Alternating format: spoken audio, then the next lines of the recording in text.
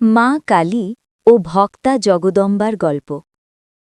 একটি ছোট্ট গ্রামে বাস করতেন জগদম্বা নামে এক দরিদ্র মহিলা। স্বামী বহু বছর আগে পরলোক গমন করেছেন, সংসারে আর কেউ নেই। ছোট্ট কুঁড়ে ঘরে থাকতেন তিনি। সংসারে অভাব ছিল, খাবার জোটানো অনেক সময় কঠিন হয়ে পড়ত। তবু জগদম্বার মুখে কখনো অভিযোগ শোনা যেত না, কারণ তার একমাত্র আশ্রয় ছিলেন মা কালী। গ্রামের প্রান্তে এক পুরনো কালী মন্দির ছিল। প্রতিদিন ভোরবেলা জগদম্বা স্নান সেরে মাথায় সামান্য ফুল নিয়ে সেই মন্দিরে যেতেন। তার কাছে ধূপ, প্রসাদ বা বড় কোনো উপচার ছিল না, শুধু চোখ ভরা বিশ্বাস আর কাঁপা কণ্ঠে বলা একটি কথা, মা তুই আছিস, এইটুকুই যথেষ্ট। একদিন প্রচণ্ড দুর্ভিক্ষ দেখা দিল গ্রামে। বহু মানুষ গ্রাম ছেড়ে চলে গেল, জগদম্বার ঘরে খাবারের শেষ দানাটুকুও ফুরিয়ে এলো। সারাদিন না খেয়ে দুর্বল শরীরে তিনি কালী মন্দিরে গিয়ে মায়ের সামনে বসে পড়লেন। চোখ দিয়ে অশ্রু গড়িয়ে পড়ছিল। তিনি বললেন, মা আমি কিচ্ছু চাই না, শুধু আমাকে ভক্তি থেকে দূরে সরিয়ে দিস না।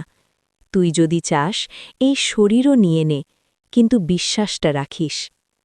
সেদিন গভীর রাতে জগদম্বা স্বপ্ন দেখলেন। তিনি দেখলেন ঘন অন্ধকারের মাঝে শ্মশান ভূমিতে দাঁড়িয়ে আছেন মা কালী। রক্তজবা রঙের জিভ বের করা, কণ্ঠে মুণ্ডমালা, কিন্তু মুখে অপার মমতা। মা বললেন, মারে, যারা আমাকে শুধু বিপদে ডাকে তাদের আমি পরীক্ষা নিই, কিন্তু যারা দুঃখেও আমাকে ছাড়ে না তাদের আমি বুকে তুলে নিই।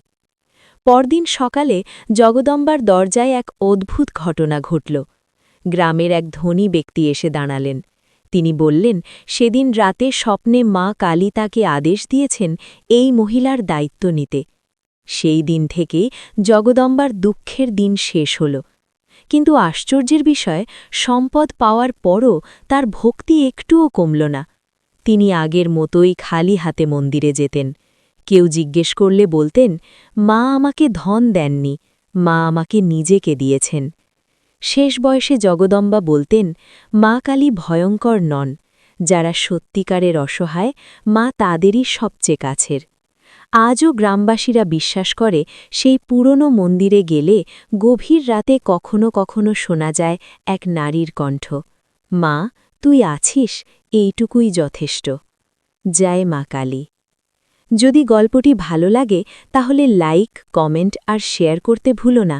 সাবস্ক্রাইব করে সাথে থেকো নতুন নতুন গল্প শুনতে।